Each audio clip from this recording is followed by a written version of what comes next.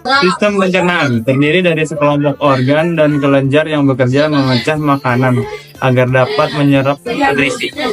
Agar dapat menyerap nutrisi tubuh, kita harus memecah makanan menjadi molekul-molekul yang lebih kecil sehingga dapat diproses. A. Organ-organ sistem pencernaan.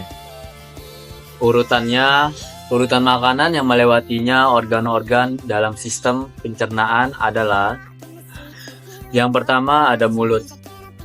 Di dalam mulut, makanan dipotong oleh gigi incisifus dan dikunyah oleh gigi molar atau geraham menjadi bagian-bagian kecil agar lebih mudah dicerna oleh air liur. Enzim dalam air liur disebut amilase, berfungsi memecah karbohidrat tertentu menjadi bentuk yang lebih sederhana. Proses menelan dimulai secara sadar dan berlanjut secara otomatis. Organ-organ utama dalam rongga mulut adalah Berfungsi untuk mencerna makanan secara mekanik, membantu proses mengunyah, menelan, membedakan bermacam rasa. Di bagian anterior, lidah sebagai pengecap rasa manis. Di bagian posterior, lidah sebagai pengecap rasa pahit. Kelenjar ludah. Kelenjar ludah memiliki 3 bagian, yaitu 1. Kelenjar parotis, 2. Kelenjar submandibularis, 3. Kelenjar sublingualis. Saya di sini ingin menampilkan kelenjar parotis, berada di bawah telinga yang berfungsi menghasilkan ludah berbentuk cair. Dan contoh gambarnya kelenjar submandibularis, berada di rahang bagian bawah, berfungsi menghasilkan getah yang mengandung air dan lendir. Dan satu lagi, kelenjar sublingualis berada di bawah lidah, berperan menghasilkan getah yang mengandung air dan lendir.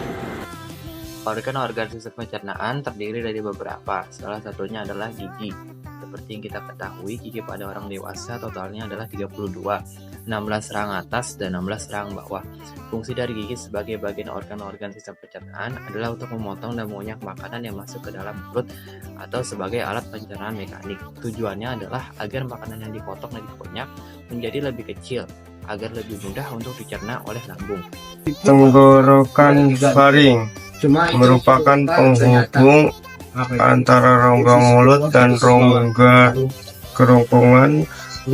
Tengkorak kan memiliki rongga persimpangan antara jalan napas dan jalan makanan, letaknya di belakang rongga mulut dan rongga hidung. Di depan ruang tulang belakang kan terdiri dari bagian superior nasofaring. Bagian ini terletak dari tinggi dari hidung. Nasofaring bermuara pada saluran pada menghubungkan tekak dengan ruang gendang telinga. B. Bagian tengah orofaring. Bagian ini sama tingginya dengan mulut dan berbatas ke depan sampai di akar lidah. C. Bagian inferior hipofaring. Bagian ini sama tingginya dengan laring dan berfungsi menghubungkan orofaring dan laring. 3. Kerongkongan atau esofagus. Esofagus adalah otot berbentuk tabung yang berada di dalam tenggorokan bagian belakang. Berdasarkan histologi, esofagus dibagi menjadi 3 bagian sebagai berikut: bagian superior, bagian tengah, dan bagian inferior. Lambung memiliki 3 bagian, yaitu kardia, fundus, dan antrum. Makanan masuk ke dalam lambung dari kerongkongan melalui otot berbentuk cincin yang disebut dengan sphincter, yang bisa membuka dan menutup. Dalam keadaan normal, sphincter menghalangi masuknya kembali isi lambung ke dalam kerongkongan. Sphincter bagian atas disebut dengan sphincter kardia. Sel-sel yang melapisi lambung. Yang pertama ada lendir. Lendir melindungi sel-sel lambung dari kerusakan oleh asam lambung. Setiap kelainan pada lapisan lendir ini bisa menyebabkan kerusakan yang mengarah pada terbentuknya tukak lambung.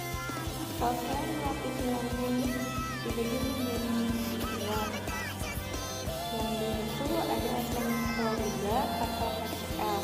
Asam klorida ini merupakan suasana yang sangat asam. Suasana asam ini dibutuhkan oleh enzim pepsin guna